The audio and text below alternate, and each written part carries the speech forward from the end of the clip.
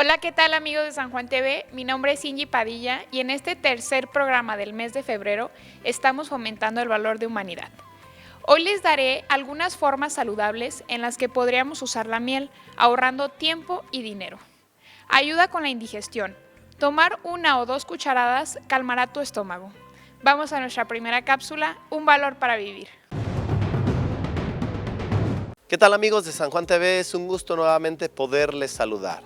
La humanidad integral, un valor para vivir. Y más que un valor para vivir, es una meta a alcanzar, una meta a conseguir, un proyecto a realizar. Crecer humanamente de modo integral en todas nuestras dimensiones.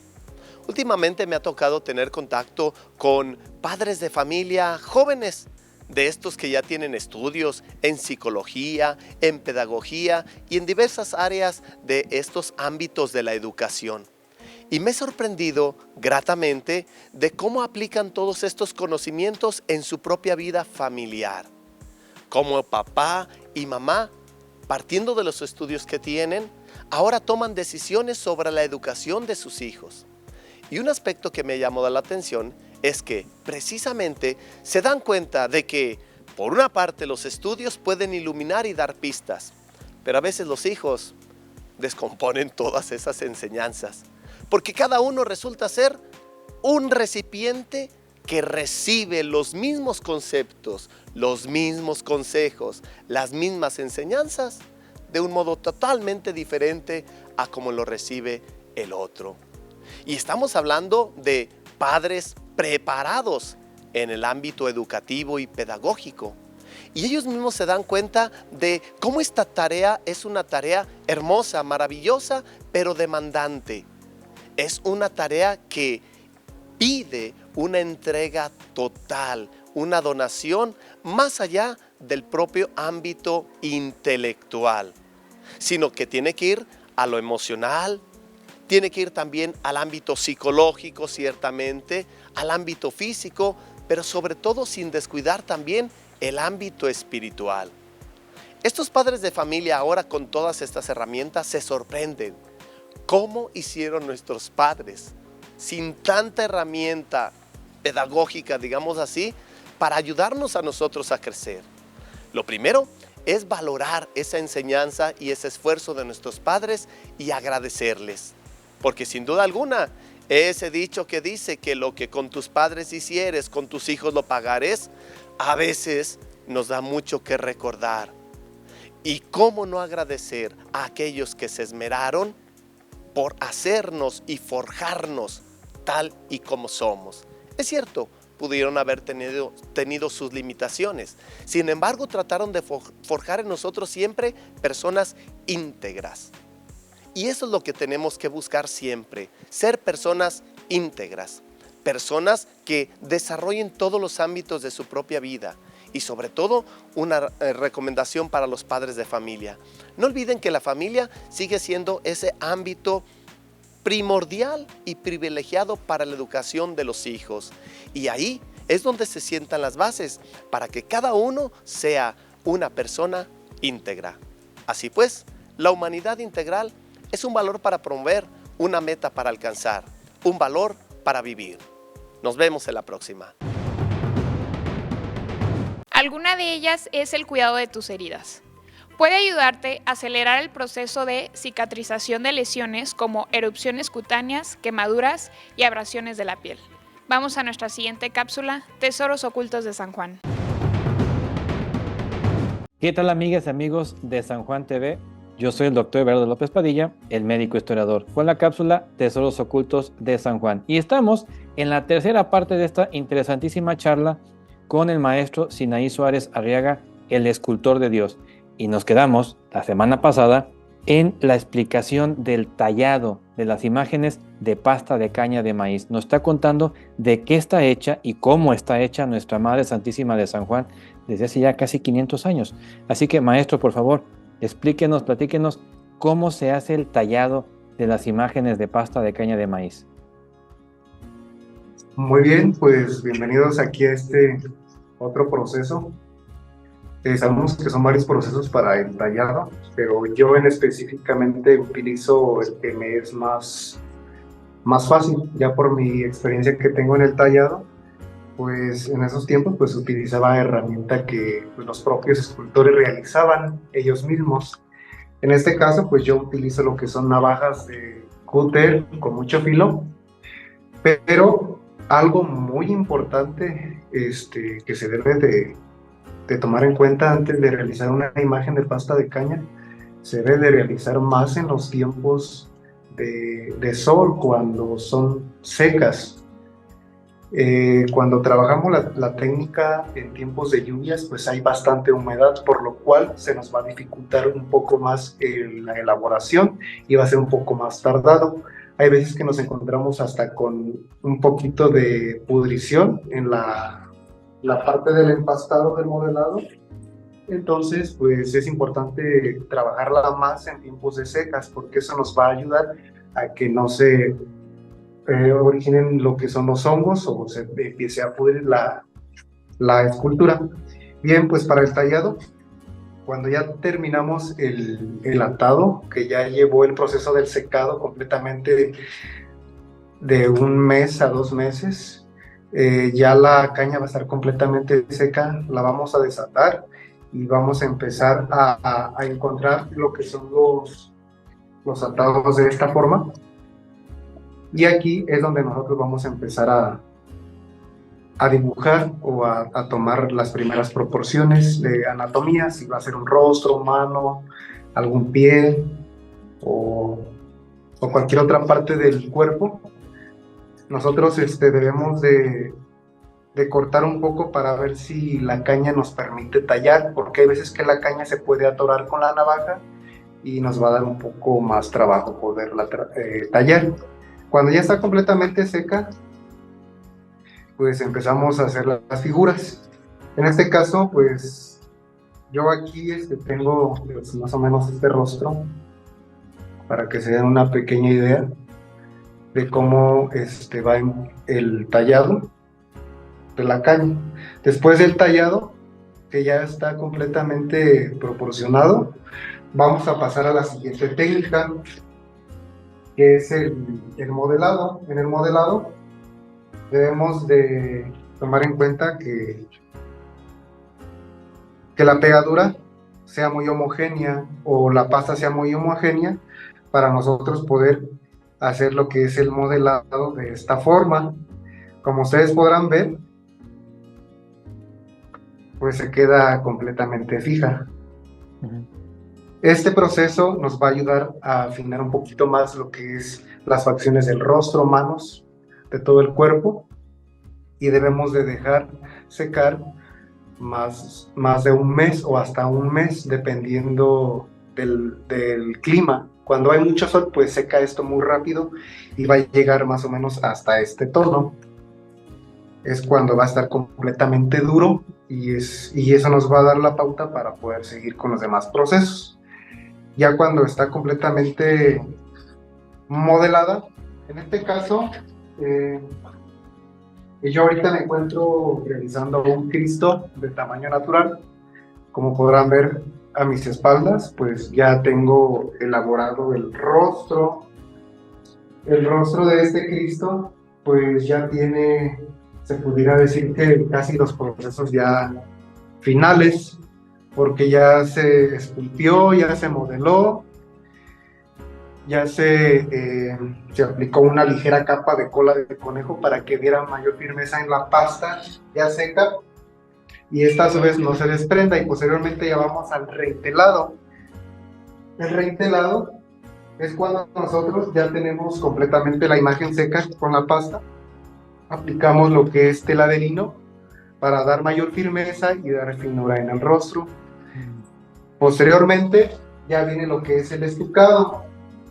El estucado pues ya sería más o menos así, en blanco. Viene lo que es el entaponado de la base de preparación, que es la cola de conejo con carbonato de calcio, y esta a su vez se pule con lijas. Hay diferentes técnicas para poderla pulir, y posteriormente pues ya ya viene lo que es el policromado, o otras veces las personas que trabajan la técnica del maque, que son con tierras naturales o pigmentos naturales, pues también lo utilizan en la pasta de caña de maíz. Y ahora, si les parece bien, los invito a nuestra siguiente cápsula. No se pierdan de verdad la siguiente cápsula con el maestro Sinaí Suárez, quien nos platicará los siguientes pasos de esta, pues ya más que centenaria técnica tarasca, nacida pues en Michoacán. Y nos vemos en la siguiente cuarta cápsula. También nos ayuda a curar el acné. Es un limpiador facial natural y se sabe que ayuda a curar el acné. Además, funciona en todo tipo de pieles, incluso las pieles sensibles. Use aproximadamente media cucharadita y caliéntela en las manos. Luego, extiéndela en la cara como jabón, frotando con movimientos circulares. Déjela reposar durante 10 minutos, luego enjuague con agua tibia y seque. Vamos a nuestra siguiente cápsula, biblioteca. Hola, ¿qué tal? Hoy les traigo un cuento de este libro de las 1001 noches. Se llama Sinbad y la ballena colosal. Pues resulta que había un joven, el cual venía de buenas familias, con estudios y todo, pero pues la vida no le favoreció mucho, era muy pobre y terminó cargando costales y le pagaban lo que la gente quería. Así vivió durante mucho tiempo y un día que llevaba cargando sus costales pasó por una casa muy muy elegante y escuchaba música, alegría, todo era felicidad. Se sentó afuera de la casa y se acordó de un poema que decían, dice, qué dichosos los ociosos y qué desdichados los que trabajan cargando costales y no ven sus frutos. En eso uno de los criados del dueño de esa casa lo escuchó y fue y le platicó al dueño. El dueño le dijo, hazlo pasar. Y le decían, ¿cómo va a pasar si está todo mugroso, andrajoso? Dice, está muy mal. Dijo, hazlo pasar, es mi invitado hoy. Salió el criado del dueño y lo invitó a pasar. El muchacho, muy sorprendido, pasó y se quedó admirado de ver la belleza de esa casa. Todo era muy elegante, muy bonito, había muchas personas muy importantes y había música. El dueño lo hizo pasar y lo sentó a un lado de él. Y pues él no entendía lo que estaba pasando. Y el dueño le dijo, vuélveme a recitar los poemas que estabas diciendo afuera de mi casa. Y él decía que pues le daba pena, no sabía si en realidad era bien o para mal. Y el dueño le dijo, no se preocupe, aquí todos somos amigos y todos nos conocemos. Y pues ya él lo comenzó a platicar y le dijo el dueño, dijo, ¿cómo te llamas? Dijo, me llamo Sinbad. Dijo, muy bien, tocayo, yo también soy Sinbad, sí, soy Sinbad el marino. Y les voy a platicar una de mis aventuras. Dice, hace muchos años, dice, cuando murieron mis papás, me heredaron una gran fortuna. Dice, pero por mi inexperiencia de la juventud comencé a gastarla. Y por de pronto reaccioné y dije, dice, estoy gastando mi dinero como si nunca se me fuera a acabar. Dijo, y empecé a reaccionar. Lo que hice fue vender todo lo que tenía y me dediqué al comercio marítimo. Y si quieren saber más de esta historia, los invito a leer los libros Las 1001 noches, Sinbad y la ballena colosal. Una de las más común es que alivia el dolor de garganta. Hay una razón por la cual nuestras madres nos preparan té caliente con miel cuando tenemos dolor de garganta. Esto puede ayudarnos a sentirnos mucho mejor. También puedes mezclarlo con aceites esenciales de limón o menta. Vamos a nuestra siguiente cápsula, Piedad Mariana.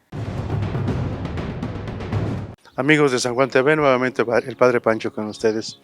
Estamos hablando en este mes de febrero del ser humano. ¿Quién es el hombre?, se preguntaba el salmista, y estamos tratando de responder. Si nos redujéramos a que solamente somos un cuerpo entre los cuerpos, un ser material, pues realmente qué poco valdría un hombre. ¿Cuánto vale uno?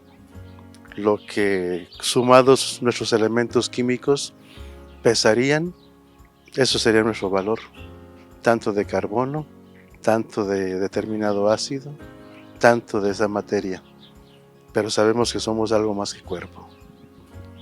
Y cuando se vendió el ser humano, por ejemplo como esclavos, estaban buscando, sí, las habilidades que le buscarían a un animal de carga, por ejemplo, su capacidad para el trabajo, pero sabían que era algo más, que iban a pagar mucho más que por una bestia, porque ese ser humano, por la inteligencia de que gozaba, podía dar algo más. ¿Y cuántos esclavos lograron desarrollarse? La Biblia nos está presentando del caso de aquellos que estaban esclavizados, como José el Soñador, y que pudo darte ese aporte al pueblo de Egipto para salvar a los egipcios de los años de hambre, incluso dirigiendo la economía del mismo reino. Y tantos otros esclavos que en su condición de esclavitud pudieron tener los proyectos que hubieran salvado a su pueblo, o que de hecho aportaron algo para la ciencia o para el arte. Bien, y entonces, pues somos más que animales. Somos más que vegetales, somos más que animales, animales superiores. Y habíamos llegado a esa primera definición que dieron los filósofos de que somos animales racionales. Tenemos una capacidad de razón, una inteligencia espiritual, una voluntad libre, que esto nos hace que no podamos ser simplemente unos animales superiores, sino tenemos algo más, un alma espiritual, como pudieron ir desarrollando poco a poco. Un alma espiritual que por lo tanto se suma a lo que nuestra evolución propia de la materia y a nuestro propio crecimiento no podíamos darnos, y que ya por la revelación sabemos que en el momento de nuestra concepción Dios ahí estaba, nuestros padres aportando el elemento material y Dios aportando un alma individual distinta para cada uno, que nos hace únicos e irrepetibles. Y que entonces qué difícil es generalizar al ser humano cuando cada quien tiene características propias, aun cuando podamos participar de las características de la misma especie. Pero se preguntaban, ¿y el ser humano puede sobrevivir solo? ¿O estamos hechos para vivir gregariamente, necesitar de los demás? Y desde el principio hemos necesitado. El niño nace sin saber comer, sin saber sobrevivir, sin saber vestirse para cubrirse del frío, sin poder ni siquiera de buscar el alimento propio, y necesita por lo tanto del apoyo de una familia, o por lo menos de la mamá, para poder aprender aún a socializar, entrar en relación con los demás, participar de una cultura. Y esto ya nos hace que no seamos seres solitarios, sino seres en comunión. Necesitamos la familia desde el principio. Y una persona entre más solitaria se vuelve, es posible que tenga muchos más problemas de desarrollo mental, y que luego pues tenga que necesitar una ayuda profesional para salir de eso. A eso nos puede llevar el aislamiento, a que nos llevan los medios de comunicación. ¿Cuántos se pueden sentir tan comunicados con todo el mundo? Tener miles de amigos que no son amigos porque falta esa relación viva personal de una persona que tal vez no se ha comunicado a sí mismo, no puede comunicar lo que nos hace propio nuestro, lo racional. Comunicamos que cómo es el tiempo, comunicamos que qué ha sucedido, pero ¿cuál es nuestra opinión, nuestro pensamiento, nuestras dudas? ¿Cuáles son nuestros sentimientos? ¿Cuáles son nuestros proyectos? ¿Cuáles son nuestros miedos? ¿Hacia dónde caminamos y sentimos el bloqueo? Qué poco nos comunicamos de eso, y estamos negando lo más íntimo de nosotros, que además de ser cuerpos, seres vivos, animales superiores, seres racionales con voluntad libre, nos estamos privando de esa capacidad de ser seres sociales, hechos para vivir como animal político en relación con los demás y buscando el bien común. Bien, mis amigos, seguiremos hablando sobre quiénes somos nosotros, hasta lo que ha podido responder los distintos filósofos a lo largo del tiempo. Hasta la próxima. Usar miel cruda como sustituto del azúcar te ayudará a perder peso. Un dato adicional, la miel tiene mayor capacidad endulzante que el azúcar, por lo que con la misma cantidad La miel endulza más, necesitando echarle menos endulzante a nuestros alimentos. Vamos a nuestra siguiente cápsula, nutrición. Hola amigos de San Juan TV, nuevamente con ustedes Elibet Karina Gutiérrez, licenciada en nutrición. Continuamos hablando de estos temas de alimentación y nutrición. Y vaya, ahora quiero tratar un tema sobre el manejo de algunos medicamentos para control del azúcar, que eso es algo muy interesante y en algunos casos se utilizan también para bajar de peso y los utilizan cuando se asocian los niveles de glucosa con alguna otra enfermedad, por ejemplo, el síndrome de ovario poliquístico, que es donde lo llegan a utilizar. Y pues estoy hablando del uso de la metformina. Muchos de ustedes seguramente deberán haber escuchado este tema de la metformina. La metformina es un hipoglucemiante, se ayuda para bajar los niveles de glucosa, lo utilizan muchísimo los diabéticos tipo 2. Este no es un medicamento nuevo, apareció como medicamento en el mercado en el 1922. Imagínense hace cuánto. Se empezó a describir su uso y más bien se describió de la planta de donde se obtenía. Realmente el extracto original fue de una planta, luego se hicieron ya los compuestos sintéticos cuando se identificaron. Fue evolucionando el estudio de él, no se siguió utilizando, se utilizaba en aquellos entonces, decían, para detener la micción del diabético, que el diabético normalmente orina mucho. Y se daban buenos resultados, pero no había estudios muy serios sobre esto. Más o menos en 1940 se empezó a utilizar junto a otras enfermedades que modificaban los niveles de glucosa con buenos resultados y fue hasta más o menos el 70 que ya hubo estudios serios, por ahí hubo un médico filipino y hubo un médico francés los que lo empezaron a usar, de hecho uno de ellos era diabetólogo, lo empezaron a utilizar específicamente en la diabetes. En el 70 se utilizó, se popularizó en el mundo. En América, como nosotros nos regimos mucho lo que dice la FDA o lo que dicen por allá en Estados Unidos, fue hasta el 95 que se reguló su uso y se empezó a usar cotidianamente con los pacientes con diabetes tipo 2 o las personas que tenían problemas con la regulación de su azúcar. Tipo 2 significa que es un paciente que no depende de insulina, porque el paciente con tipo 1 se puede utilizar para optimizar la función de tu insulina y eso te lo va a dar tu médico, nadie más lo debe de dar. Pero vaya, las personas que le tienen un poquito de susto es cuando de repente te descubren alguna otra enfermedad donde está condicionado el problema del manejo de los azúcares. Y hablo específicamente de los pacientes que yo he tenido con ese susto, por así decir, es la gente que tiene síndrome de ovario poliquístico. Muchos de ellos, como se parecen las hormonas que se producen durante la ovulación, los estrógenos tienen algo que ver con la insulina, muchos de ellos aumentan sus niveles de glucosa, entonces para nivelarlos se recomienda utilizar pequeñas dosis de metformina para tratar de que estos niveles se mantengan constantes y la insulina que ellos están produciendo se mantenga normal. La persona le ayuda a bajar un poquito de peso, nos puede ayudar a que baje un poquito de peso y llega un momento en el que no la utilizan porque como ya la insulina funciona normalmente, es un síndrome de resistencia a la insulina, así se dice, entonces ya la retiramos, que es cuando se utilizaría. Y esta no va a causarte ningún problema siempre y cuando esté vigilada ya sea por tu médico o por tu nutriólogo si es que lo indicó, porque se indican dosis muy pequeñitas dependiendo del caso y de los niveles de glucosa que no estés manejando bien. Se te hacen algunos estudios para ver tu curva, para ver tu producción de insulina y de ahí se deriva la utilización. Se han estado utilizando algunos otros, por ejemplo, hay un medicamento para bajar el azúcar que más o menos apareció en el 2004, 2007 ya se comercializó, que es el veneno del famoso monstruo de Gila, ese que está por ahí en el desierto. Ese medicamento se empezó a utilizar para bajar los niveles de glucosa, pero se encontraron algunos efectos secundarios. Y actualmente tenemos otro medicamento que es derivado o es modificado por la acción de algunas levaduras como las Saccharomyces, que se ha estado tratando de comercializar tanto para diabéticos tipo 1 como para control de peso.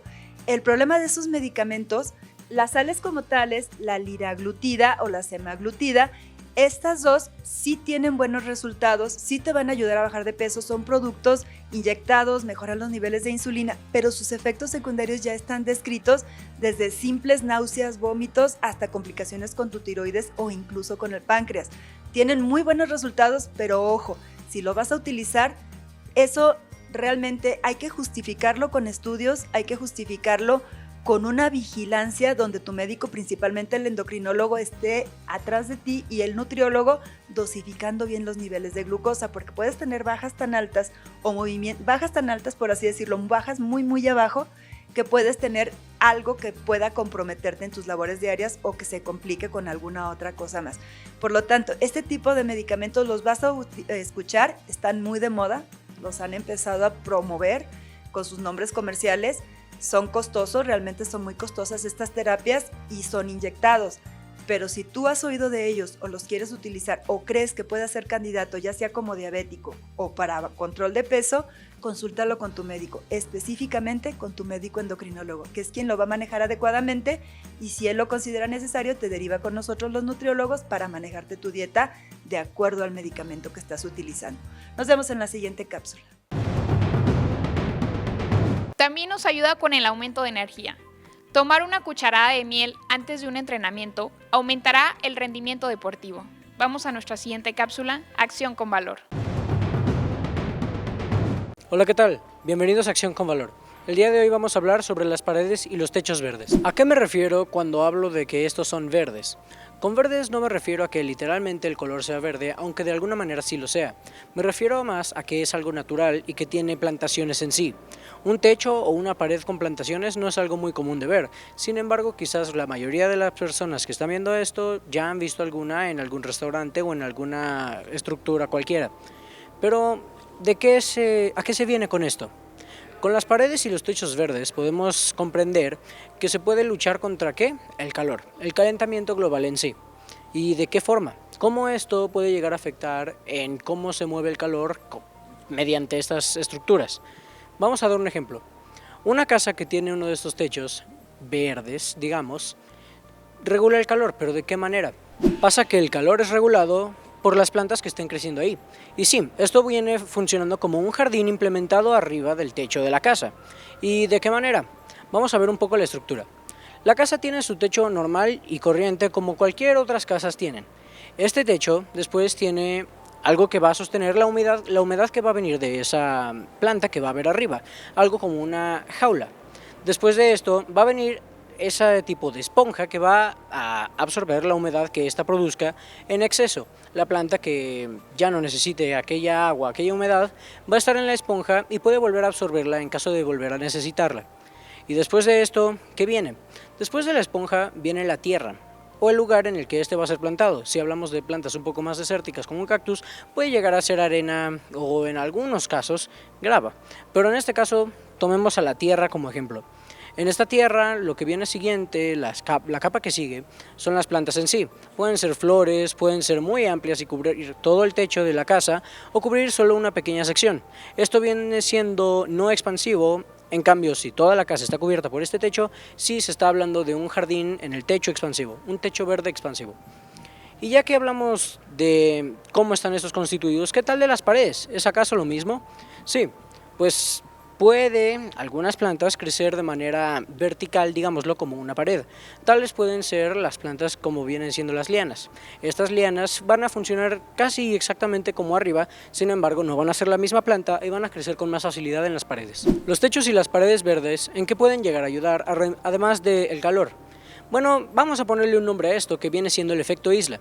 El efecto isla es aquello que absorbe absolutamente todo el calor en una zona urbana y pues simplemente empieza a contribuir más al calentamiento global. Este es el efecto isla, y para combatirlo se utiliza esta alternativa en lo que dije, zonas urbanas, tales vienen siendo ciudades, por ejemplo, ya que si una ciudad tiene este incremento en la temperatura, como no puedes llegar a ser tal en una zona rural, entonces sí se tienen que tomar alternativas como esta para empezar a combatirlo de una manera que la ciudad no sea tan caliente, y al mezclarse un poco con lo rural, un poco lo digo porque es tan solo un techo y una pared, pero si se repite en varias casas o en edificios, entonces puede llegar a contrarrestar un poco de este calor que viene llegando, bajando así las temperaturas y bajando así también el calentamiento global.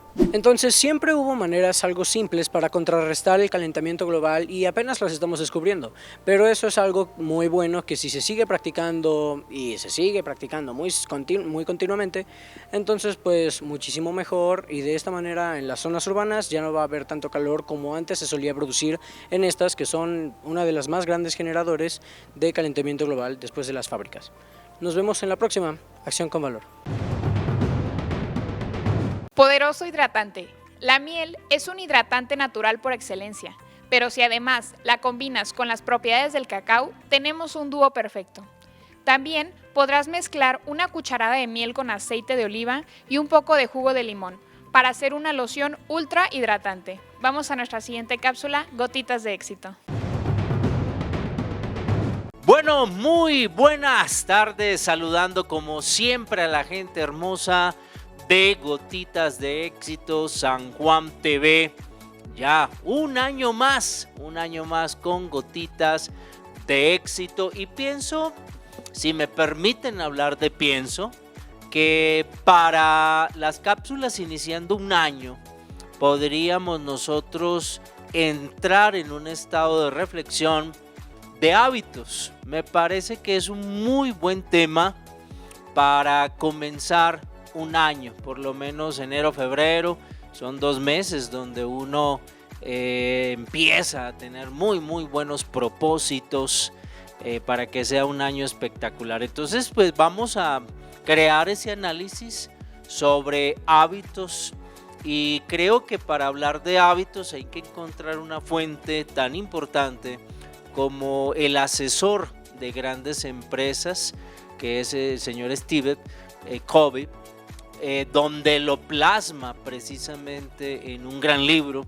bestseller de millones y millones de ventas a nivel mundial, acerca de 7. Él habla de 7, probablemente hay muchos más hábitos, pero dice enfoquémonos en 7 en particular, 7 hábitos de alto rendimiento para que sean altamente productivos. Y las recomendaciones que nos hace este gran asesor corporativo es que lo primero que hay que definir es si comenzamos el año 2024 teniendo algunos paradigmas. Recordar que paradigmas es esa sucesión de sucesos sucedidos sucesivamente que me hace pensar que las cosas son como yo creo que son, y probablemente uno pueda estar equivocado. O sea, se ha acostumbrado tanto a una forma de pensar, a una forma de ser, a una forma de actuar, que inclusive se acentúa por regiones. Hay gente en ciertas regiones que tiene unas culturas, que tiene unas tradiciones, y dan por hecho que así es y que es la mejor cultura y la mejor tradición. Hay en lugares donde se come carne, en otros no se come carne, en fin, eso es un paradigma, dar por hecho que las cosas que yo hago cotidianamente así son. Entonces, una de las primeras cosas que hay que hacer para comenzar un año nuevo, pues es ver qué hábitos malos o qué malos hábitos adquirí durante el 2023, que lo repetí casi todos los meses, y hoy ya para mí se me convierte en un paradigma. Entonces, en primera instancia, todos los que quieran tener nuevos buenos hábitos de salud, de limpieza, de alimentación, de trato, pues van a tener que revisar si alguna de las cosas que hacen cotidianamente ya es un paradigma. Esa es la primera recomendación. Revisen por favor paradigmas. Segundo, que cualquier proyecto que tú vayas a desarrollar nuevo, de avanzada, sí es importante que lo bases sobre principios. Porque si no lo haces sobre principios, edificas con bases muy débiles. Todo lo que no está hecho sobre principios es muy factible que en algún momento se derrumbe, que en algún momento te lo quiten. ¿Por qué? Porque lo adquiriste mal habido, entonces la ley te va a caer encima. Entonces la idea es que todo lo que proyectes 2024, primero paradigmas y después todo sea sobre principios. Definitivamente ninguno de nosotros, y ahí sí que pena ser totalitario, ninguno de nosotros está por encima de la ley. Tarde o temprano caeremos, y si no cae nuestra generación, cae la siguiente, pero lo que está mal hecho por agua se va. Entonces construya sobre bases sólidas, ¿correcto? Entonces paradigmas, principios, y vamos a escudriñar en las diferentes cápsulas el tema de primero mirar hacia adentro. Se llama, en este famoso bestseller, la victoria privada. Ganar sobre ti. es hasta tenaz. Porque una cosa es ganarle ahí al parcero, ganarle el de allá, y soy más tigre y la cosa. Pero ganarme sobre mí, cuando yo mismo me conozco, cuando yo sé cuáles son mis truquitos, ¿sí me entiende? Entonces, ¿cómo llegarle y competir con alguien que conozco perfectamente? Entonces, lo primero que vamos a trabajar en las siguientes cápsulas es dar la recomendación que nos podría llevar sobre una victoria privada. Después haremos un empalme y llegaremos a la victoria pública. Esos son los hábitos de alto rendimiento. Primero, los que tenemos sobre nosotros. Y dos, los que tenemos sobre la sociedad y los equipos. ¿Sí? Muchos éxitos a Gotitas 2024. También te podría funcionar como mascarilla para el cabello. Mantendrá la humedad y el brillo en tu cabello. Usa una cucharadita de miel con 5 tazas de agua tibia para enjuagar y peinar como de costumbre. Vamos a nuestra siguiente cápsula, deportes.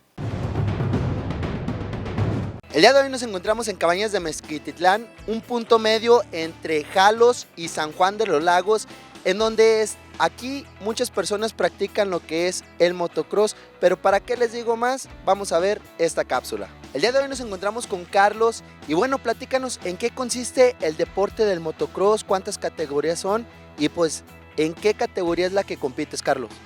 Pues el motocross consiste en varias categorías, empieza en dureros, N3, N2, MX2B, MX2, son varias categorías. Ahora platícanos en cuál compites tú. Yo el año 2023, el año pasado competí en N2, próximamente voy a empezar a correr en MX2B, una categoría poquito más avanzada y pues espero que nos vaya bien a todos. Bueno, sabemos que hace poquito fuiste a uno de los torneos en León, platícanos cómo fue ese torneo, cómo te enteraste. Son eventos que ya tienen muchos años, pues prácticamente aquí en esta pista se hacía también carreras de este torneo y pues lo que pasó que dejaron abandonada esta pista, pero ya está a punto de reactivarse para la gente que se quiere incorporar al grupo de San Juan, pues bienvenidos. ¿Cómo inicias aquí el gusto por el motocross? A ver, platícanos. Pues desde niño me gustaba, la verdad, conocí a un piloto que ese piloto nos indujo a seguir esto del motocross. Muy bien, platícanos qué se necesita. Bueno, sabemos que se necesita obviamente una moto, pero ¿qué se necesita para practicar este deporte? ¿Es caro? Platícanos. Pues caro no es. Lo que más se necesita son ganas de practicarlo, porque en sí pues ya tenemos todo como botas, usamos botas, jersey, pantalones, que es lo primordial, el peto, casco, pues con eso. Antes era caro porque no había dónde comprarlos, pero ahorita ya tenemos tiendas aquí cercas y son precios accesibles. Y bueno, por último, ¿qué puedes decirles a todas las personas que ven esta transmisión, esta cápsula deportiva, Carlos? Pues que no es un deporte muy practicado aquí en San Juan, pero para el que guste y vea esta transmisión, los invitamos que vengan, se arrimen, si no tienen motos, si no tienen el afán de darle, que no solo quieran ver, pues aquí estamos, en Cabañas de Mezquititlán, antes de la Curva del Muerto. Ahí está la pista a mano izquierda. Y bueno, nos encontramos con Lupercio, también él es practicante del motocross. Platícanos cómo comienzas a realizar este deporte, Lupercio, y qué experiencias te ha dejado. Bueno, pues yo comienzo a practicar cuando estaba más joven en la preparatoria. Un amigo tenía una moto de este estilo y me la prestaba y de ahí, de hecho veníamos aquí, llegamos a venir aquí 2-3 veces a esta pista de Cabañas y de ahí empecé a practicarlo un corto tiempo, después dejé de practicarlo y apenas empecé hace como un año a practicarlo ahora sí de lleno. Bueno, has tenido algunas experiencias un poco dolorosas a lo que nos has platicado. Cuéntanos los accidentes, qué tan arriesgados son el practicar este deporte. Bueno, pues en eso de los accidentes creo que sí es algo riesgoso, sí me he caído, pues la verdad no me acuerdo cuántas veces, han sido muchas. Y hace un año, sí, hace un año y medio me caí, sí me fracturé la clavícula, pero esa ha sido mi caída más grave. De ahí en más me he caído muchas veces, pero solamente golpes. ¿En qué categorías compites tú? Pues yo he competido aproximadamente 3 veces o 4, no recuerdo, y en todas he corrido en N2. Muy bien, todas esas personas que de repente tienen sus motos y que no saben, ¿qué te parece si les haces una invitación en dónde están ubicados y cuáles son los días que entrenan o que practican? Pues aquí la pista está ubicada aquí entre Jalos y San Juan, antes de llegar a la Curva del Muerto, en la pista Cabañas de Mezquititlán. Y pues creo, la verdad sí he venido, pero hemos venido el día que hemos podido. Pero creo ahora que la van a reactivar porque van a hacer las competencias aquí en mayo, creo que sí, me imagino que va a ser que igual en otras pistas, que comúnmente es jueves y domingo el día de prácticas. ¿Qué fechas son las competencias que estás diciendo que son nacionales? La competencia, bueno, esta de aquí de Cabañas va a ser 5 y 6 de mayo. Y nos encontramos con Edgar, que está comenzando también a entrenar y sobre todo a practicar este deporte del motocross. Platícanos, ¿por qué decidir practicar el motocross, Edgar? Porque me empezó a gustar desde los 4 años. Empecé a darle la moto. ¿Y has tenido miedo o cómo? No, ¿Qué se necesita para andar compitiendo en estas carreras? nada más una moto y las ganas. Y bueno, Edgar, platícanos, ¿quién fue el que te motivó para comenzar a andar en moto? A mi papá, porque él empezó a darle a la moto y pues eso me motivó. Me gustó el motocross. Aquí en esta toma nos despedimos con estos señores deportistas y sobre todo vengan a seguir haciendo deporte. Esto es todo por hoy. Nos vemos hasta la próxima.